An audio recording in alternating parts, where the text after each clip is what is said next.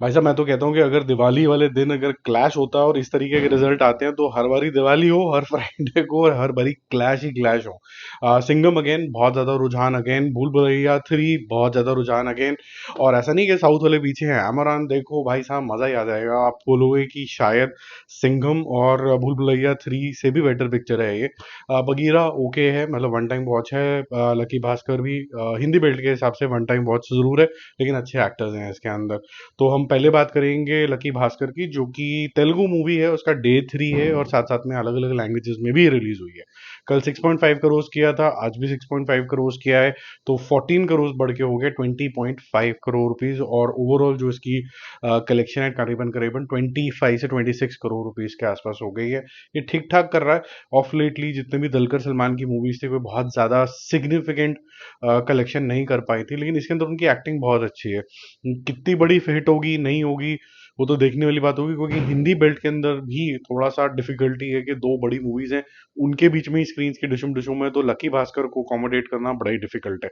ऐसे ही आमरान के साथ भी यही डिफिकल्टी है कि चाहे मूवी अच्छी है, लेकिन इसको देखने जाएंगे कैसे, जब माइंड सेट के अंदर पहले भूल भुलैया और सिंघम 3 होगी, तो फिर आमरान का चक्कर तो फिर बाद में आएगा, या फिर ओटीटी के ऊपर जब भी आएगी तो अप्रिशिएट होगी।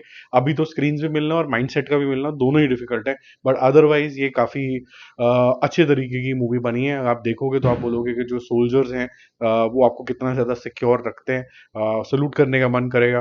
तो अच्छी बनी है मूवी, और ज्यादा टाइटर हो सकती थी वो अलग बात है, लेकिन लार्जली जो इसका दिल है that is at the right place. So कल 19 करोड़ किया था, आज भी करीबन करीबन 20 करोड़ के आसपास करके इसका जो कलेक्शन है वो करीबन करीबन 61 करोड़ हो जाएगा। और कल तक इसका ओवरऑल जो कलेक्शन था वो करीबन 68 करोड़ था।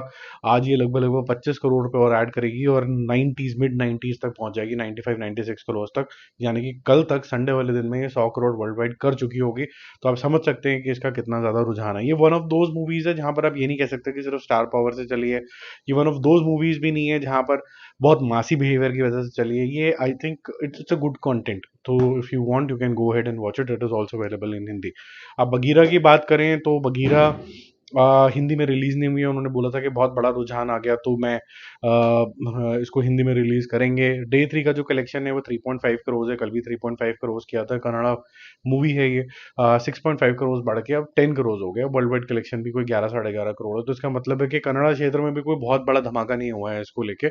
और साथ साथ में हिंदी में ये रिलीज नहीं हुई है, तो इसका कोई बहुत ब्राइट फ्यूचर नहीं है ना। इसका सेकंड पार्ट थर्ड पार्ट भी मुझे ऐसा लग रहा है कि अगर इसी तरीके का रुझान रहा तो फिर आएगा नहीं। ठीक है, बाकी जिन लोगों ने देखी है उनको ठीक लगी है, उनको लग रहा है कि ठीक है वन टाइम एंटरटेनमेंट तो है। मैं भी यही बोलूंगा, वन टाइम वॉच के हिसाब से ठीक है। भूल भुलैया 3 की बात करते हैं। इसके अंदर कार्तिक आर्यन है। बहुत से लोगों को लगता है कि आउटसाइडर है तो फिर बहुत ज्यादा प्यार लौटाना चाहिए। फैमिलीज को लगता है कि यार आजकल हॉरर कॉमेडी का बड़ा शौक है।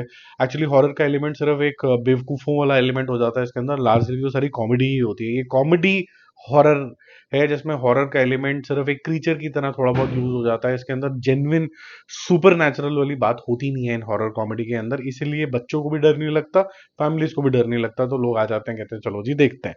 डे 2 का कलेक्शन उतना ही है जितना कल था, देर इज नो ड्रॉप।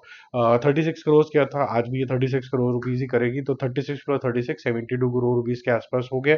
और इसका वर्ल्ड वाइड कलेक्शन जो है मिड 90s के अंदर 95-96 करोड़ में हो गया। हो सकता है मेकर्स जो है वो 100 करोड़ का कल एक पोस्टर सा कुछ निकाल दें। Bagheera on the other hand कभी एक ब्लॉकबस्टर का पोस्टर निकल गया है, तो मुझे समझ नहीं आया 10 करोड़ में ब्लॉकबस्टर कैसे हो जाती है पिक्चर। और जो शुक्र है अभी वो नहीं आया कि जी 100 करोड़ हो गए इसके। आजकल थोड़ा सा बदनाम हुई हुई है इंडस्ट्री साउथ वाली के, 100 करोड़ हो जाते हैं दूसरे दिन ही। तो वो नहीं इन्होंने किया, लेकिन इन्होंने ब्लॉकबस्टर बोल दिया। तो ब्लॉकबस्टर 10 करोड़ में कैसे होती है समझ नहीं आया। और 10 करोड़ तो आज हुए हैं, कल तक तो 6.5 ही थे। 6.5 के अंदर ब्लॉकबस्टर हो गई पिक्चर, और वो भी बगीरा जैसी। बगीरा में ठीक ठाक पैसे लगे हैं। चलते हैं सिंघम की तरफ, जहाँ पर जेन्युइनली बहुत पैसे लगे हैं। मुझे बहुत इंजॉयबल ये मूवी लगी थी। मुझे ऐसा लगता है कि दिवाली रिलीज के हिसाब से ये बहुत ही परफेक्ट मूवी थी, एक्सेप्ट लास्ट के 10 मिनट। बहुत सारे लोग असेंबल तो हो जाते हैं, लेकिन उसको असेंबल को ढंग से हैंडल नहीं किया हो गया, क्योंकि जो एक्शन स्टाइल है वो सेम तरीके का है। ऐसी भूल भुलैया के अंदर 90% पिक्चर बहुत पका हुआ है, लेकिन 10% जो लास्ट में आता है वो अच्छा आता है। तो सिंघम देख लो 90%, और 10% आखिरी की भूल भुलैया देख लो, तो मेरे ख्याल से एक ठीक ठाक एंटरटेनमेंट हो जाता है। लेकिन ओवरऑल बेसिस पे ठीक है, जिस तरीके का मूड है आप देख सकते हो। कईयों को भूल भुलैया बहुत पकाऊ लगी, किसी को सिंघम 3 पकाऊ लगी। ठीक है, जिसको जो अच्छा लगता है वो देखे। डे टू का collection is almost similar to what was yesterday. 44.5 था, आज लगभग लगभग 43 के आसपास होगा। बड़ी पिक्चर है। 44.5 करोड़ रुपीस जो इंक्रीज हो गए 87 करोड़ हो गया। और 100 करोड़ ये पार कर चुका है। 2 दिन के अंदर 100 करोड़ रुपीस करना बहुत बड़ी बात होती है। तो कंग्रेचुलेशंस टू द टीम। मोटे मोटे लेवल पे ये लगभग लगभग 120 करोड़ रुपए के आसपास टच कर जाएगी आज, तो बहुत बड़ा नंबर है।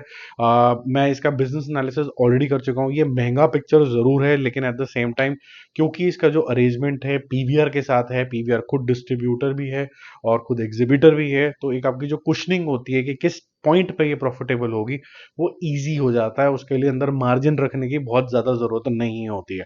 ठीक है, तो ये बात मैं अपने बिजनेस एनालिसिस के अंदर समझा चुका हूँ। चैनल पे जाओगे वो मिल जाएगा, नहीं मिल रहा होगा तो चैनल पे प्लेलिस्ट होती है। प्लेलिस्ट में आपको बिजनेस एनालिसिस वाली जो प्लेलिस्ट है वो ढूंढ लेना। उसके अंदर सबके हैं, उसके अंदर सिंघम का भी है, भूल भुलैया का भी है, जितनी लेटेस्ट रिलीजेस होती हैं उसका भी है। आपको इजीली समझ में आ जाएगा।